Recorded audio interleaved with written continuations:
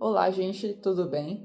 Bom, hoje eu trouxe um livro bem diferente para a gente comentar sobre. Realmente é O Homem que Confundiu Sua Mulher com um Chapéu, de um escritor e neurologista fenomenal chamado Oliver Sacks. Tá? Infelizmente, ele já faleceu em 2015, mas ele deixou um legado magnífico de livros sensacionais. E eu acredito que esse, O Homem que Confundiu Sua Mulher com um Chapéu, seja o mais famoso dele, né? Bom, o Sacks, ele era um políglota, o que significa que ele tinha uma capacidade de dominar e integrar conhecimentos de diversas áreas. Então, ele fazia uso, né, dessa capacidade que ele tinha dentro de suas obras. E é por isso que elas são tão ricas, assim, né? Tem referências aqui que fogem muito do escopo da neurologia, e adentram, por exemplo, a música, né? Então, ele sabia muito sobre piano, tem referências à literatura, então ele fazia alusão ao Thomas Mann, por exemplo, a Mil e Uma Noites, do Dr. Fausto, Montanha Mágica, né? Mil e Uma Noites não é do Thomas Mann, tá? É só pra... Enfim, foi uma referência que eu lembrei que ele fez aqui. Basicamente, esse livro e outros livros do Sacks, né, ele tinha o costume de fazer assim, de relatar um pouco da sua experiência como neurologista. Então, ele abordava os casos, seja que ele presenciou diretamente, né, atuando como o médico responsável, ou que ele teve contato com o médico responsável e esse médico relatou para ele, ou que ele viu no jornal, enfim. Né? Então, são experiências que ele passou direto ou indiretamente, e ele agrupa aqui de uma forma muito única, assim. Por quê?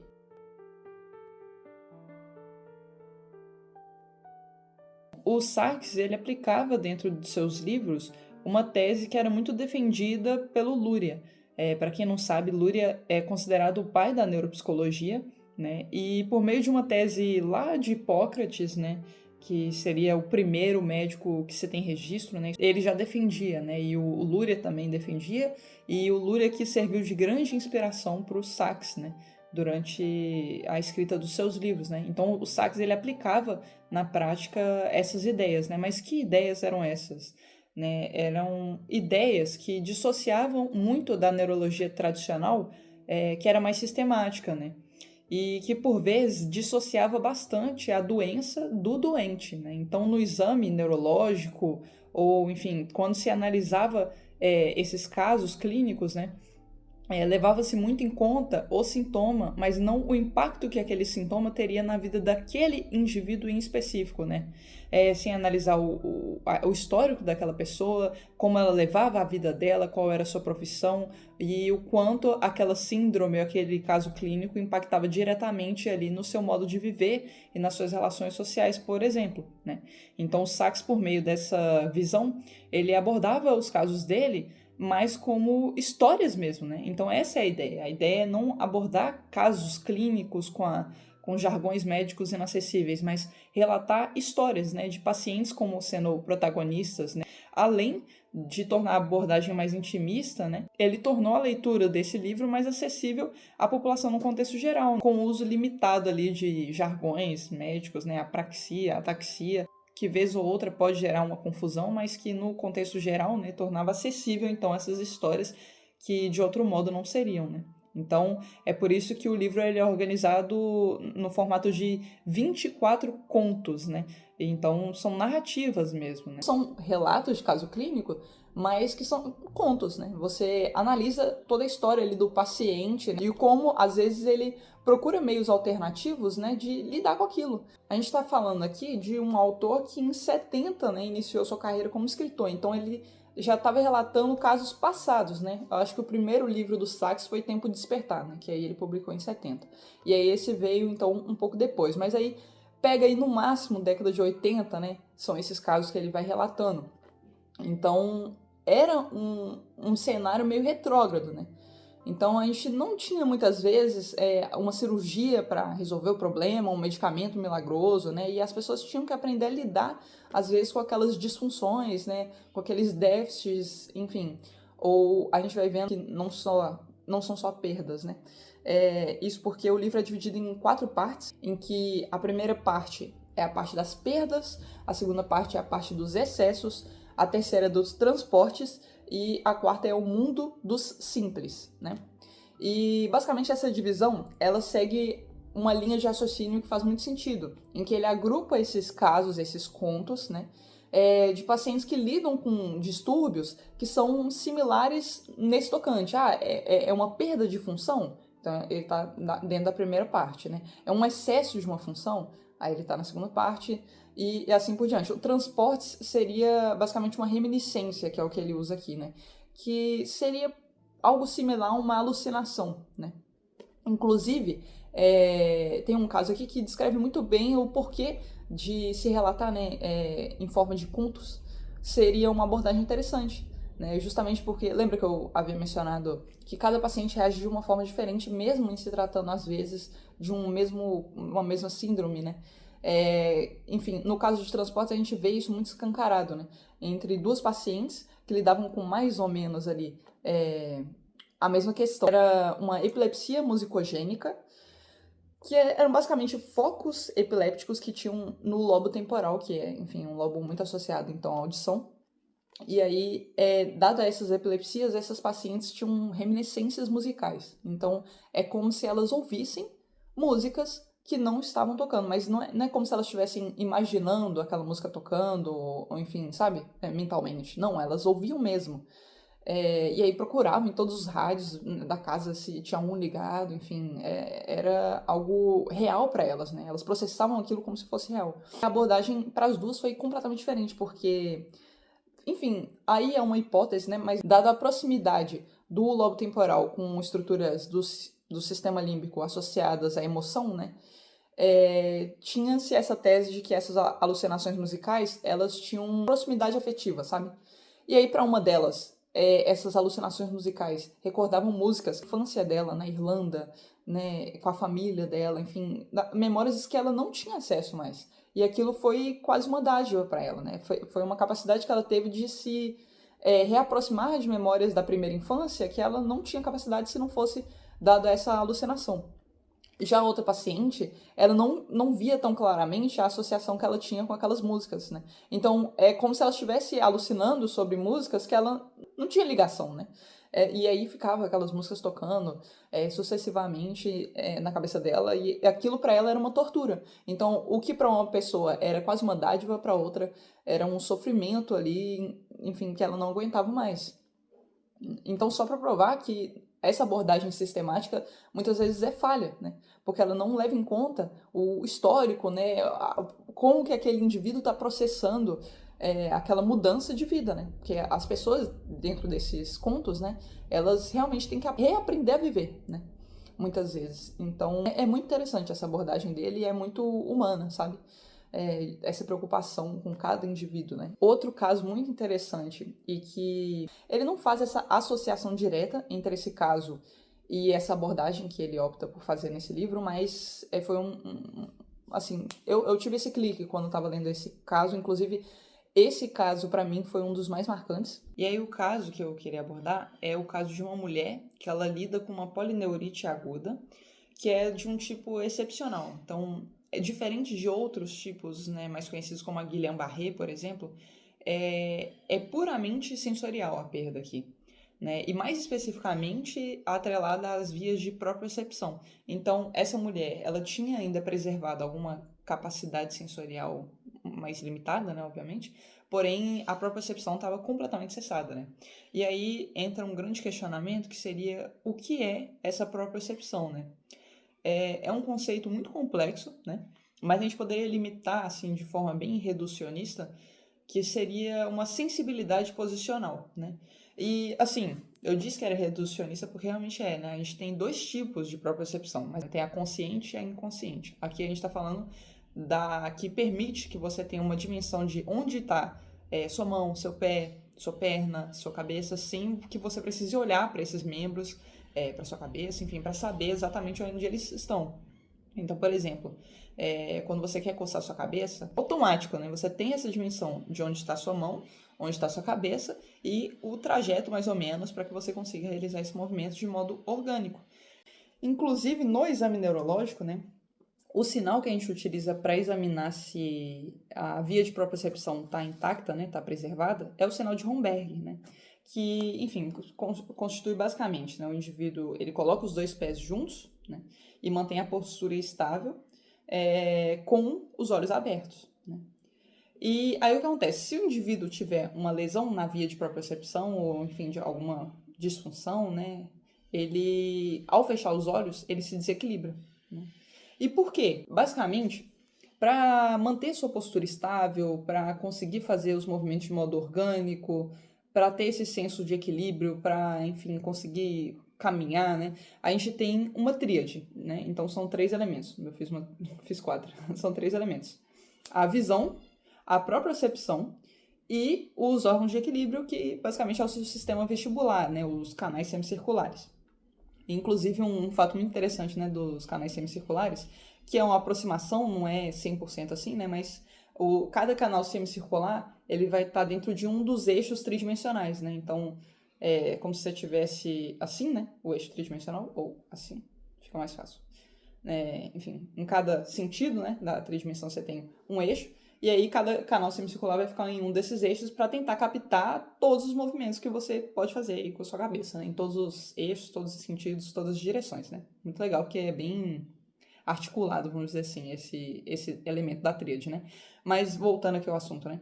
Então, você tem esses 3 elementos e ao se lesar um deles, né, ou enfim, ter algum problema em algum desses elementos, você compensa de modo artificial com os outros 2, né? Então, o sinal de Romberg, ele começa com os olhos abertos justamente por causa disso, né? Porque depois, se você fechar e desequilibrar, quer dizer que você estava compensando a ausência da propriocepção com a visão, né?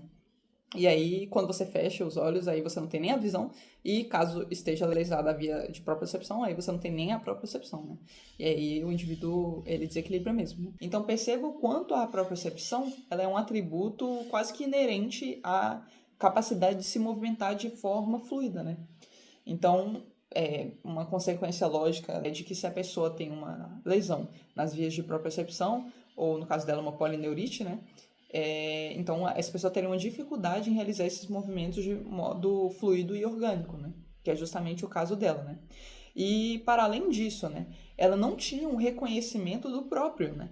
Ela não tinha capacidade de olhar para as mãos dela e ter essa dimensão de que era o corpo dela, né? Isso é muito humanizante, né? Então, até pelo relato que o Sachs, né, perpassa pelo livro, gera um sentimento muito ruim mesmo, que essa mulher ela tinha que recorrer a outras modalidades sensoriais para ter essa dimensão do próprio, para ter esse senso de pertencimento ao corpo, né?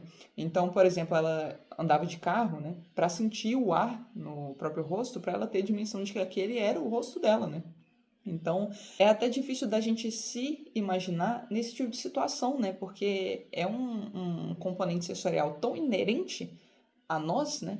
Que, enfim, é muito estranho mesmo, né? Gera um estranhamento. E agora você pense que esse conceito extremamente complexo já gera uma confusão mental em quem estuda isso, né? E que lida com isso diariamente, né? Agora pensa na população em geral, né? Dificilmente você vai abordar uma pessoa na rua e essa pessoa vai saber definir o conceito de propriocepção, né? E a sociedade carece de palavras e de compreensão para estados como esse. Os cegos, pelo menos, são tratados com solicitude. Somos capazes de imaginar sua condição e os tratamos de acordo. Mas quando Cristina, sobre as duras pernas, em um ônibus toda desajeitada, depara apenas com rosnadelas irritadas e incompreensivas, qual o problema, dona? É cega ou está bêbada como um gambá? E o que ela pode responder? Não tenho propriocepção? A ausência de apoio e compreensão da sociedade é uma provação adicional. Deficiente, mas não sendo clara a natureza de sua deficiência. Afinal, ela não é manifestamente cega ou paralítica, não é manifestamente coisa alguma. Ela tende a ser tratada como uma embusteira ou uma tola. É isso que acontece às pessoas que sofrem com distúrbios dos sentidos ocultos. A grande reflexão, né, que é tirada por esse conto é justamente essa, né, de que é preciso estar ciente de que a gente não vivenciou todas as experiências, de que a gente não tem acesso a todos os conhecimentos, de que a gente não tem uma bagagem infinita. Então, não tem como a gente ter convicção de 100% das coisas, né? De saber exatamente o que aquela pessoa está vivenciando só de se deparar com uma situação, né? Um comportamento anormal que te gera certo estranhamento, mas é possível que aquela pessoa está lidando com uma coisa que não te é acessível ainda, né? Então, trate aquela pessoa com respeito e dignidade, né? Porque enfim, como foi relatado no caso, né, as pessoas já atrelavam a esse movimento meio desajeitado, né, justamente por causa da ausência de propriocepção, no caso da Cristina, ao uso de substâncias, né, a bebidas alcoólicas, enfim. Sendo que não, né? Ela estava lidando, na verdade, com um déficit, né? Uma carência ali na função das vias proprioceptivas, por causa da polineurite aguda, né? E isso não era de conhecimento das pessoas do seu entorno, e por conta disso ela tinha que lidar com as ofensas, né? E, enfim, com a falta de ajuda mesmo das pessoas, né? Nesse sentido, os contos do Sax são muito proveitosos, né? Porque ele consegue relatar essas diversas experiências, né? Igual eu disse, né? Essas pessoas neurodivergentes que estão lidando, às vezes, com algumas síndromes, eles têm acesso a visões que a gente não teria acesso, né? E é transpassado por meio desses livros. E pelo menos, né, mesmo que você não entenda 100% da informação que ele está transmitindo, pelo menos que você tenha a dimensão de que existe um universo, uma infinidade de experiências, de, enfim, síndromes, de casos clínicos que as pessoas podem estar vivenciando, né? E aí, ao invés de servir como uma provação adicional, igual ele menciona, né? De você estar ali no embate, né? De subjugar essas pessoas, né? Você entende que é possível que aquela pessoa esteja lidando com algo de que só não te é de acesso ainda, mas que, enfim, né? Isso não te daria direito a tratar aquelas pessoas como menores por conta disso, né? Ou de tirar certas conclusões precipitadas. Abre aspas.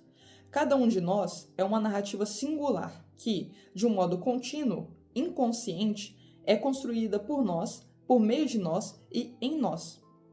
Por meio de nossas percepções, sentimentos, pensamentos, ações e, não menos importante, por nosso discurso, nossas narrativas faladas. Biologicamente, fisiologicamente, não somos muito diferentes uns dos outros.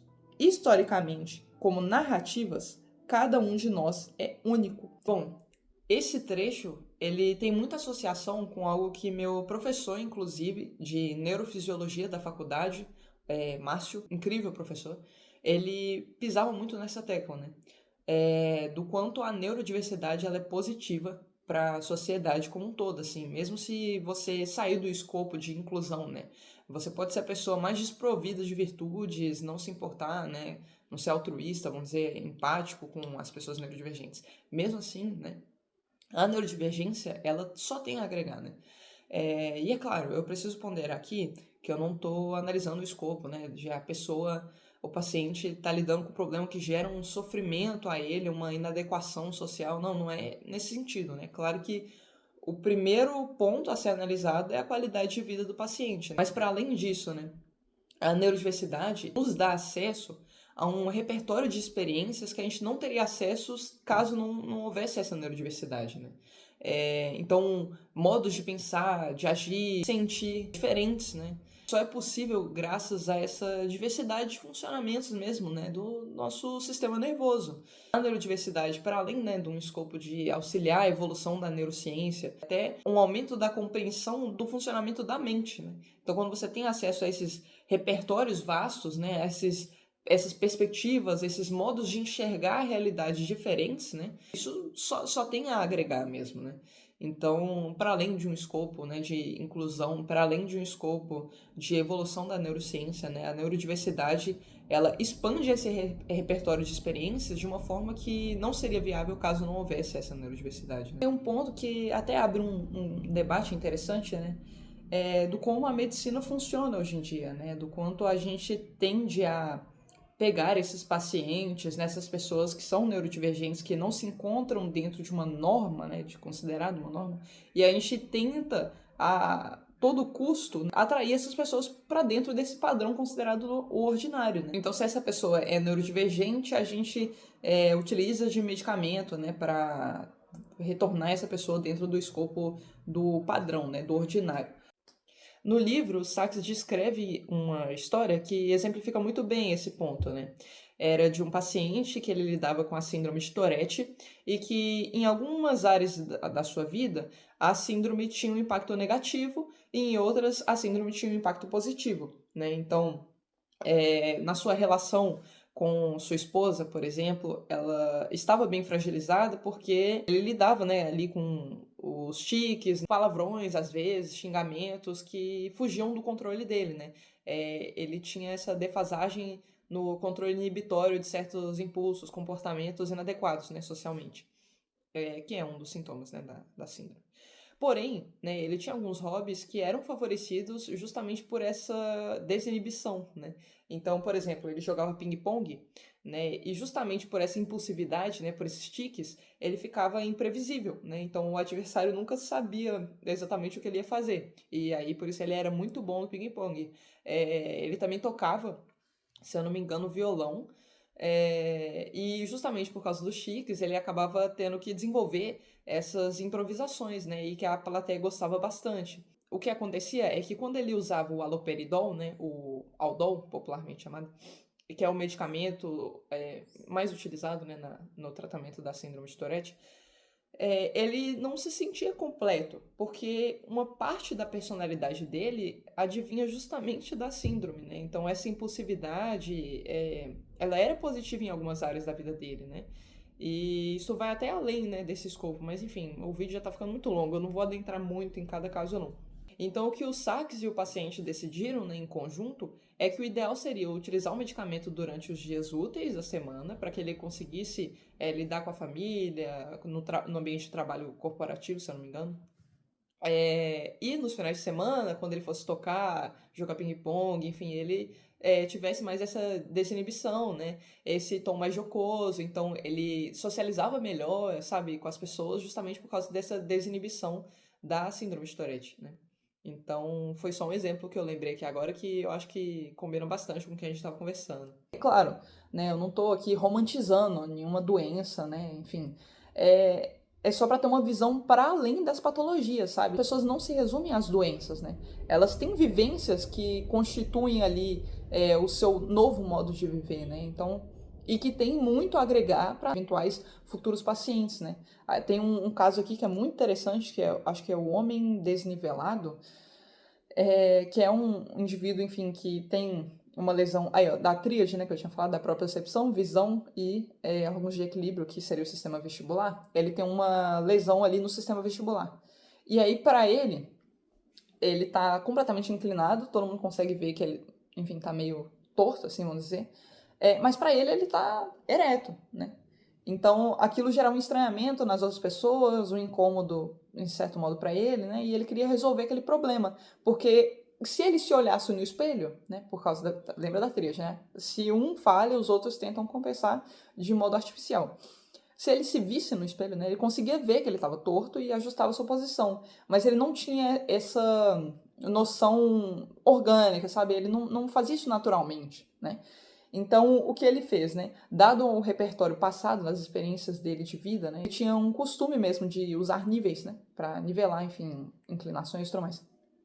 Então, ele teve uma ideia, baseado nas experiências dele, né? Nas vivências dele, dado ainda a adversidade que ele estava lidando, que era uma lesão no sistema vestibular, ele construiu uma via alternativa, uma solução para aquele problema, que era colocar um nível no óculos dele, né? Então, no começo ele fazia isso, né, bem artificialzão, né? Parava e olhava o nível, via se ele estava torto ou não, e aí ajeitava e tudo mais. Mas com o passar do tempo aquilo virou quase que automático, né? E aí ele conseguia, assim, vamos dizer, disfarçar essa debilidade que ele tinha, sem gerar estranhamento das outras pessoas, e isso gerava uma sensação de conforto para ele. Mas mais do que isso, aquilo possibilitou que outros pacientes que lidavam com complicações similares pudessem usar aquela solução que ele propôs, né? Então, dado a uma perspectiva própria dele, por causa da vivência que ele experienciou, né? Que outras pessoas talvez, né? Por exemplo, o Sachs não teve essa ideia, né? Quem teve essa ideia foi o paciente. E, de novo, assim, reiterando essa tecla, né? Não é romantizar as doenças. É claro que muitos desses casos provavelmente geram muito sofrimento, né? Às vezes não só para o paciente, né? Mas para a família como um todo. Então, não é esse o ponto, né? É porque vai além das patologias, vai além dos percalços, né? Vai de uma experiência própria daquele indivíduo e como ele consegue mudar a nossa perspectiva, né, sobre a vida. Tem até, no prefácio do livro, o Sachs escreve: Os doentes e suas doenças conduzem-me a reflexões que de outro modo talvez não me ocorressem. O Sachs, ele tem um acesso, né, a um repertório de experiências, né, que muitas vezes, é claro, não foi ele que vivenciou, mas enfim, dado a sua carreira como neurologista, aos pacientes e aos seus contatos, inclusive, eu acho muito interessante que ele mandava cartas, né? Ele mandava cartas para o Luria, que era o pai da neuropsicologia. Né? Eu fico imaginando, é como se você estivesse fazendo um exercício de física, tivesse com dificuldade e mandasse uma carta para o Einstein, assim, né? Então, ele tinha acesso a esse recurso também. Então, essas vivências possibilitaram que ele tivesse uma visão muito ampla, assim, sobre vários aspectos mesmo, né? E ele consegue transpassar um pouco disso por meio desses livros, né? Outra coisa muito legal que ele aborda aqui, né? E que, enfim, pode não ser de conhecimento popular, mas a neurologia, até ali, década de 50, mais ou menos, ela estudava muito, muito mesmo, sobre lesões e disfunções do hemisfério esquerdo, né? Na verdade, do hemisfério dominante, assim, né? Porque a gente sabe que tem uma leve variação ali, né? 90 a 95% das pessoas têm o hemisfério esquerdo como dominante, né? O hemisfério dominante, a gente fala pro hemisfério responsável pela linguagem, né, basicamente. E ali uns 5, 10% das pessoas têm o hemisfério direito como dominante, né? Mas majoritariamente é o hemisfério esquerdo, né? E aí a neurologia tradicional, né, até ali por volta da década de 50, estudava muito essas lesões do hemisfério esquerdo porque eram mais fáceis de discriminar mesmo as regiões e as suas funções, né? E por isso tinha um repertório muito grande de publicações, de artigos, enfim, sobre o hemisfério esquerdo, enquanto o hemisfério direito era negligenciado muitas vezes, né? E quando se começou a estudar esse hemisfério direito e as lesões associadas ao hemisfério direito, percebia que eram sintomas, né, muito diferentes mesmo, assim, né, que não eram tão característicos assim, a pessoa perde a capacidade de falar, né, motora de fala, ou a pessoa perde a capacidade de dar sentido ao que ela está falando. Essas lesões do hemisfério esquerdo, né, eram muito associadas a isso, né, linguagem, análises mais discriminativas, né, então detalhes ali, né, abstrações, né. E essa parte é muito legal, né? Que eu sempre lembro do George Orwell, naquele livro 1984. Se eu achar o trecho do livro, eu vou colocar aqui no vídeo, né? Mas basicamente fala sobre, né, a parte do 1984, de que eles estavam criando então essa nova fala, né? Em que eles eliminavam vários termos, né, que permitiam a expressão de ideias mais complexas, né? Ou dissidências mesmo, né, contra as ideias do partido, por exemplo, eram eliminadas. E nessa restrição do vocabulário, você limitava até mesmo o pensamento crítico, né? Porque você não, até certo ponto, você não consegue pensar naquilo que você não consegue expressar em palavras. É basicamente isso, né? Então faz muito sentido, né, que as abstrações elas estejam associadas ao hemisfério, enfim, responsável pela linguagem também. Mas basicamente é isso, né? O hemisfério esquerdo, então, ele é muito característico dessas funções, né? Matemática, então, por exemplo, é basicamente abstrações, né? A matemática, o que é matemática se não abstrações, não é mesmo? Assim, a gente consegue, né, vislumbrar figuras geométricas, por exemplo, como sendo artefatos concretos, né? Mas a ideia, por exemplo, de um triângulo, ela é uma abstração, né? A ideia de que a soma de três ângulos internos ali vão dar 180 graus, tem que ter três segmentos de reta ali que se coincidem, enfim, isso é uma abstração, né? E portanto, estaria encarregado ao hemisfério dominante, majoritariamente ali o hemisfério esquerdo, né? E aí, qual que é a questão, né? O hemisfério direito, ele faz um processamento mais global, né? E aí ele está associado muito a esse processamento visoespacial, né? De, por exemplo, você entrar num ambiente e ter dimensão do espaço daquele ambiente, por exemplo, ele analisa o todo, né? De modo integrado. Então ele percebe o padrão de um objeto ou de um ser e identifica aquele padrão, né? É isso que o hemisfério direito faz, né? E aí lesões nesse hemisfério que tem essas, enfim, essas funções mais gerais, né? Pensa só, geram sintomas muito, assim, que, com as palavras do Sachs aqui, né? Eram tidos como bizarros mesmo, né? Que é justamente o caso que intitula esse livro, né? Que é O Homem que Confundiu Sua Mulher com um Chapéu. Ele tem uma lesão do hemisfério direito, né? Basicamente. Então, veja bem que não é uma cegueira, né? Ele não é cego, ele identifica objetos, ele consegue ver. Só que esse é o problema, ele não consegue reconhecer esses objetos, ele não consegue reconhecer essas pessoas, né? E isso vem muito de uma lesão do hemisfério direito, justamente por integrar o todo, né? O hemisfério esquerdo, por exemplo, ele está muito encarregado de olhar um olho seu, né? Um nariz, uma boca. O hemisfério direito seria responsável por integrar todos esses elementos, né? E pensar, olha, isso aqui é um rosto, né? E mais especificamente, esse é o rosto da Luana, sabe? Então, é muito interessante, né, essas diferenças sutis, né, entre cada um dos hemisférios, e aí, consequentemente, se você lesa um desses hemisférios, os sintomas vão ser completamente distintos, né. Em se tratando do caso aqui, né, do homem que confundiu sua mulher com chapéu, né, era do Dr. P, o nome do paciente. Inclusive, em neurologia tem muito disso, da gente preservar a identidade, né, dos pacientes mantendo o nome deles em sigilo, né, e colocando só a inicial do nome, né. No caso do Dr. P, ele tinha uma agnosia visual associativa, né? Então, como eu havia mencionado, né? Ele não conseguia reunir os elementos visuais em uma ideia do todo, né? Em uma memória semântica ali para dar sentido ao que ele estava observando. É basicamente uma lesão ali da via ventral da visão, né? A gente tem, lembrando, né, duas vias, a via dorsal e a via ventral. A dorsal estaria associada mais ao processamento de movimento, né? Essa noção de cinesia. Então, por exemplo, uma pessoa que lesa essa via dorsal, ela não consegue, ou ela tem muita dificuldade de atravessar ruas muito movimentadas, porque ela não tem uma dimensão real do movimento daqueles carros, né? Então, para ela é muito perigoso. Ou, por exemplo, ela não tem a interpretação de que numa cachoeira a água está caindo, né? Ela vê meio que tudo parado, assim, né? Essa é a via dorsal da visão, e tem a via ventral, que é justamente essa associada ao reconhecimento de objetos, de pessoas e tudo mais. E aí, no caso, ele tinha até uma prosopagnosia, né, que é justamente essa dificuldade ou essa debilidade no reconhecimento das pessoas, dos rostos, né? Então, você olha para o rosto da sua mãe, você consegue identificar que é sua mãe, né? No caso do Dr. P, como ele tinha essa agnosia visual associativa, ele não conseguia fazer esse reconhecimento, então ele lidava com a prosopagnosia. Então ele usava de outros recursos, né, para reconhecer as pessoas, né? Por exemplo, o modo como aquela pessoa andava, né, como a via dorsal não estava comprometida, ele conseguia reconhecer, né, seus alunos, porque ele era professor, inclusive. E até por detalhes visuais, né? Porque esse é um detalhe visual, né? A forma como elas se movem, né? Mas é a via dorsal. E aí detalhes não visuais também. Então, o modo como aquela pessoa falava, né? Ou por detalhes visuais muito escancarados, né? Tipo, um detalhe. Porque aí, lembra, né? Detalhes, né? Essa noção do discriminativo é mais do hemisfério esquerdo. Que no caso do Dr. P estava intacto, né? Então, se a pessoa tivesse um bigode muito característico, né? Um chapéu, por exemplo, ele conseguiria reconhecer aquela pessoa por aquele detalhe. Ele não tinha a noção de integrar, né, a face da pessoa, de reconhecer aquela face, mas às vezes por um detalhe ele conseguia reconhecer a pessoa, né? O problema é que às vezes ele não tinha o reconhecimento do próprio objeto que aquela pessoa está usando, né? Por exemplo, ele viu uma luva, né?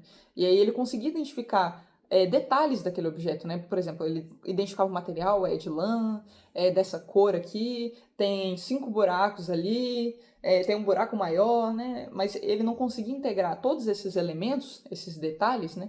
Num todo, né? Numa dimensão assim de, olha, provavelmente isso aqui é uma luva, né? Ele não tinha esse discernimento. Então ele tinha uma capacidade visual primária preservada. Ele conseguia identificar cores, ele conseguia identificar formas, ele só não integrava esses elementos numa percepção significativa, né? Inclusive uma coisa, né, um fato muito interessante, né, que ele aponta já mais pra frente, já não nesse caso mais, né, que ele estava falando sobre memória, e ele fala sobre amnésia, que era algo que eu não tinha parado para pensar, né, mas o que a gente tem como amnésia, né, que é essa noção de perda de memória, né, e tudo mais, é uma amnésia global, mas existe também amnésias de modalidades específicas. Por exemplo, uma pessoa que lida com uma prosopagnosia absoluta perde até a ideia do que é um rosto, sabe? É claro, né, que quando a gente trata, assim, de doenças, né, a escolha de palavras meio infeliz de falar que é interessante, é legal e tudo mais, mas é porque a gente aprende muito, né, com esses casos.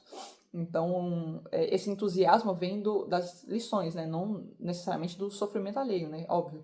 Ele também lidava com uma heminegligência espacial do lado esquerdo, né? Por quê? Bom, primeiro, né, vou conceituar, para quem não sabe o que é uma heminegligência, né? É como se existisse uma debilidade atencional, em que a pessoa não compreende, assim, que existem elementos do teu campo visual esquerdo, né? Nesse caso aqui, que é a heminegligência espacial do lado esquerdo, né? Então, por exemplo, se ele andasse por uma rua, né? E aí o Dr. Sachs pedisse para ele identificar, né, elementos da rua, ele conseguia descrever todas as casas, todos os carros do lado esquerdo, não, do lado direito. Mas ele negligenciava o lado esquerdo. Ou, por exemplo, quando ele ia se arrumar, ele penteava, né, seu cabelo do lado direito, mas não se arrumava do lado esquerdo, né? Ou então quando ele ia se alimentar, ele se alimentava do prato, né, do lado direito, mas negligenciava o lado esquerdo, né? E isso dá pela forma como a via visual funciona, né? Tipo, desde a retina, passando pelo nervo óptico, pelo trato óptico, quiasma óptico, aí vai lá pro corpo geniculado lateral, enfim. A forma como funciona é que não é assim que seu olho esquerdo capta o campo visual esquerdo, seu olho direito capta o campo visual direito, né? Cada olho capta os dois hemicampos, né? Tanto o direito quanto o esquerdo, né? Enfim, de forma simplificada, né? O que acontece, né? Eu não vou descrever toda a via óptica aqui, porque, enfim, não é uma aula de neuroanatomia. Eu acho que convém até nesse momento aqui falar que eu não sou profissional da área, tá? Eu só sou entusiasta mesmo de neurociência, eu sou acadêmica de medicina, eu não sou formada nem nada, tá? Então, enfim, só ponderando isso aqui, né? Mas é basicamente como funciona, né? Processa, né, no teu hemisfério contralateral a informação referente a cada campo. Então, se você está analisando o campo visual esquerdo, ele é processado no teu hemisfério cerebral direito. Se você está processando informações do teu campo visual direito, ele é processado no teu hemisfério esquerdo. É basicamente isso, tá? Eu comecei a explicar aqui. Eu falei que eu não ia explicar, né, a via óptica, eu acabei de explicar. Mas basicamente é isso. Então, como ele tinha uma lesão justamente na via ventral da visão do hemisfério direito, né? Então ele afetava o campo visual esquerdo. Mas aí vocês percebam, né? Como deve ser difícil, né? Viver o dia a dia, fazer as atividades cotidianas, mesmo se vestir, se alimentar e tudo mais. E o que ele conseguiu, né? Tipo assim, perceber, né? É que quando ele cantarolava, né, músicas, ele conseguia dar continuidade a processos que eram triviais, por exemplo, são triviais pra gente, mas que pra ele, devido a essa lesão na via ventral da visão do hemisfério direito, ele tinha muita dificuldade.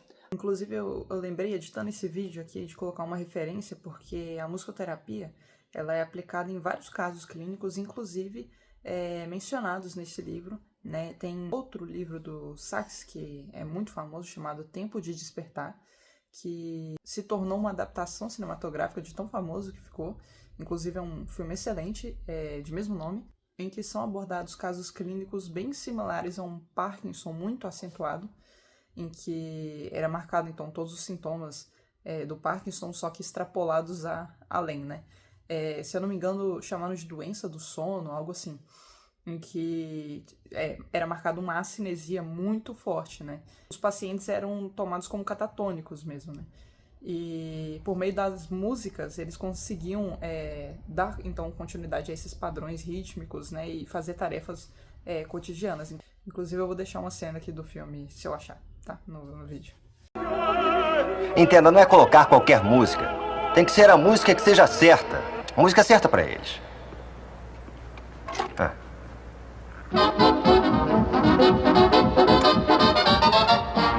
É como se fossem movidos pela música. Ainda não achei nada que movimentasse o Berto. Ele era um músico fenomenal, assim, né? O Dr. P, né? Ele atuava como músico, né? Então a música permeava a vida dele por inteiro, né? E agora ele via na música uma via alternativa de conseguir lidar com aquela debilidade, né? Aquela dificuldade que ele tinha, né? Então tem um trecho aqui que o Sachs, ele é incrível assim mesmo. Olha só, o paciente, né, o Dr. P, ele pergunta: pode dizer-me o que vejo errado? Fazer recomendações para o Sachs, né? E o Sachs responde: não posso dizer o que vejo de errado, respondi, mas lhe direi o que ao meu ver está certo. O senhor é um músico magnífico e a música é a sua vida. O que eu prescreveria em um caso como o seu é uma vida que consista inteiramente em música. A música tem sido o centro, agora faça dela toda a sua vida.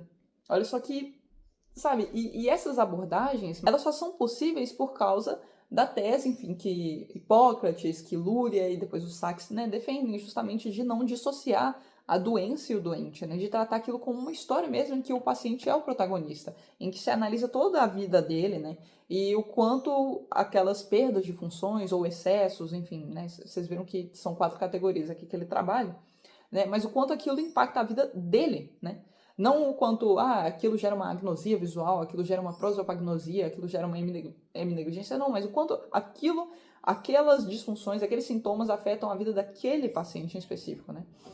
E isso é muito importante, né. Por exemplo, sabendo desse histórico, né, do Dr. P, que ele era um músico, que a música foi uma ferramenta para facilitar, né, as atividades cotidianas, por exemplo, é uma análise intimista, né, e que possibilitou, então, que o Dr. P lidasse, né, de modo alternativo ao que ele estava vivenciando, né. E é muito delicado, porque muitos dos pacientes, eles lidam com uma questão que é a anosognosia, que é a incapacidade daquele paciente de ter dimensão ou ciência da própria condição clínica. Né? Então, muitos pacientes, às vezes, estavam lidando ali com alguma síndrome e eles não tinham dimensão de que eles estavam doentes. Né? E é o caso do Dr. P, né, por exemplo. Ele só foi ao médico porque as pessoas acreditavam que ele tinha um problema de visão. Né? E ele tinha mesmo, né? Mas, por exemplo, ele foi no oftalmologista, né? Porque ele andava assim na rua e começava a acariciar um hidrante, né? E por achar que era uma criança, assim, sabe? Eram umas coisas que as outras pessoas achavam que era brincadeira dele, né? E aí, quando elas entenderam que não, que ele realmente, enfim, confundia as coisas mesmo, eles acharam, provavelmente ele precisa de um óculos, alguma coisa assim. Ele foi no oftalmologista e viu que não, né? Provavelmente você tem um problema neurológico, né? Eu vou te recomendar para um neurologista. Então, assim, ver como o próprio paciente não tinha dimensão de que tinha alguma coisa muito errada ali, né? Esse é um caso em que isso é mais sutil, né, essa anosognosia, mas tem outros casos aqui em que dá para perceber o quanto é impossível aquele paciente ter dimensão da própria situação, né? Tem um caso mais à frente que a gente vai abordar aqui, que é de síndrome de Korsakoff, por exemplo, né, em que o paciente tem uma amnésia retrógrada e anterógrada, principalmente, né, em que ele não registra novas memórias, né? E aí ele passa anos assim, né? E aí quando, enfim, ele ficou doente ali por volta de 19 anos, 20 anos, e o Sachs já tá atendendo ele idoso, né? Então imagina o choque de realidade que é para aquela pessoa saber que ela só tem memórias, assim, eu tô falando de modo simplificado, depois a gente vai adentrar no caso e vai ver que não é 100% assim, né? Mas ele tem aquelas memórias ali até os 19, 20 anos de idade e acorda com, sei lá, 70 anos, sabe? Tipo, e aí aquela pessoa tem que lidar com aquela informação, é incompatível mesmo, né? Ele não tem capacidade de assimilar que ele, enfim, tá lidando com uma síndrome de Korsakoff. Né? Para ele aquilo é um choque muito grande, né? Inclusive quando o Sachs, que foi uma coisa que ele se arrependeu muito de ter feito, né? Dá um espelho para esse paciente e aquele paciente se olha, né? Idoso, né? Pensa no choque que é para aquela pessoa, né? Enfim, ele entra em surto, né? E o Sachs, obviamente, se arrependeu, né, de ter feito aquilo, mas ver como certas síndromes, né, tem essa questão. E aí tem uma passagem muito linda também dele, que é o seguinte. Nesse trecho, o Sachs estava comparando outro paciente, ele não tinha anosognosia, ele realmente sabia da própria condição. E, enfim, esse paciente, né, que o Sachs estava falando, relatava ele. Lutava para recuperar suas faculdades perdidas com a tenacidade indômita dos desgraçados. Ao passo que o Dr. P não estava lutando, não sabia o que fora perdido e, de fato, não sabia que coisa alguma se perdera. Mas o que era mais trágico? Ou quem era mais desgraçado? O homem que sabia ou o que não sabia? Essa é uma questão que o Sachs deixa em aberto mesmo, né? Será que não seria mais reconfortante não ter ciência, né? Não ter dimensão da própria situação? Ou será que tentar lutar contra essa condição seria o caminho mais aceitável, mais tolerável, né? É claro que não tem como responder essas perguntas, mas são questionamentos muito pertinentes. Então fica o meu convite a todos que tiveram interesse, que foram instigados de alguma forma por meio desse vídeo, a lerem o conteúdo na íntegra, porque são 24 contos, eu acho que eu só abordei 4 deles, inclusive eu falei que ia adentrar mais no caso da síndrome de Korsakoff, não adentrei, mas basicamente, para quem tiver curiosidade, né, é uma degeneração dos corpos mamilares muito associada ao alcoolismo, por uma carência na absorção da tiamina, que é a B1, vitamina B1, seja por ausência de nutrição adequada, seja por uma dificuldade na absorção mesmo, né? Porque o álcool ele dificulta essa absorção da vitamina. E aí, por causa disso, tem a degeneração do corpo mamilar. O corpo mamilar, os corpos mamilares, porque são pares, né? São estruturas que integram a via, né, do circuito de Papez, que é uma via de consolidação da memória, né? Principalmente. Então, por isso que essa síndrome está muito associada à amnésia, né? Mas o livro ele é recheado aí de contos que tem muito a nos ensinar, tanto pelas próprias condições clínicas, né, para quem estuda e é entusiasta da área, mas também pelos ensinamentos de vida mesmo, né, do quanto essas pessoas elas mantêm uma força de espírito muito forte, né, e uma tentativa de preservar a própria personalidade. Eu acho que isso é o que permeia, que na verdade é um padrão em todos os casos, que é essa tentativa de manter a personalidade a despeito de uma condição neurológica, enfim. E que muitas vezes é mais difícil do que aparenta ser, né? Até em casos que a gente não associa tão diretamente, né? Por exemplo, a própria síndrome de Tourette, que eu já abordei aqui, mas que muitas vezes torna difícil ao indivíduo realmente saber, né? Onde que entra a condição e onde que entra a própria personalidade do indivíduo, né? Enfim, é muito lindo. Inclusive, tem outro trecho muito bacana. Se eu achar, eu vou ler ele aqui. Esse indivíduo pode deparar desde bem pequeno com barreiras extraordinárias à individualização, ao processo de tornar-se uma pessoa real. O milagre é que, na maioria dos casos, ele consegue, pois os poderes da sobrevivência, da vontade de sobreviver e sobreviver como um indivíduo único, inalienável, são absolutamente os mais fortes de nosso ser, mais fortes do que qualquer impulso, mais fortes do que qualquer doença. A saúde combativa, é geralmente a vitoriosa. Mas é basicamente isso. Você tem uma infinidade de casos diversos. Em uma conversa só sobre o autismo, sobre membros fantasma, inclusive, era um ponto que eu queria ter conversado. Achei muito interessante porque a gente associa muito os membros fantasmas a uma noção de dor, né? Então tá muito atrelado à dor, realmente. Acontece isso, mas na verdade os membros fantasmas eles são positivos na adequação do uso de prótese mesmo, né? Então pacientes que lidam com o membro fantasma têm uma tendência a se adaptarem melhor ao uso das próteses. Então a tentativa hoje é de se tratar a dor fantasma, né? Mas manter ali a presença do membro fantasma, né? Essa ideia de preservação do membro mesmo depois que ele foi amputado, né? Ou essa percepção, na verdade. Ele aborda também sobre indivíduos que lidam com a deficiência intelectual, inclusive fazendo críticas muito à frente do tempo, né? Com o uso de termos que hoje em dia a gente já sabe que são ultrapassados, né? E que são atrelados a uma noção meio pejorativa, né? E por isso hoje a gente utiliza mais adequadamente o termo pessoas com deficiência intelectual e não retardados ou débil mental, o que eram termos incrivelmente eram termos utilizados dentro da clínica médica, né? E que atrelavam muito essa noção de estagnação do tempo, né? Então eram indivíduos adultos que lidavam com a deficiência intelectual e que eram vistos como crianças, né? O que a gente sabe hoje que é erradíssimo, né? Então ele também tem um embate sobre isso. Enfim, é uma riqueza mesmo de repertório de experiências, de conhecimento e de interpretação mesmo, de percepções que ele tira, né, com esses casos, com esses pacientes, e que ele consegue passar por meio desse livro que é muito rico mesmo. Então, fica aqui minha recomendação. Eu não abordei muitos casos, mas não foi porque eu selecionei os mais interessantes ou os que mais me ensinaram alguma coisa, não. Foram só os que eu lembrei ali na hora. Vocês podem perceber que eu fugi do tema várias vezes aqui no vídeo, eu me empolguei e falei, enfim, sem eira nem beira.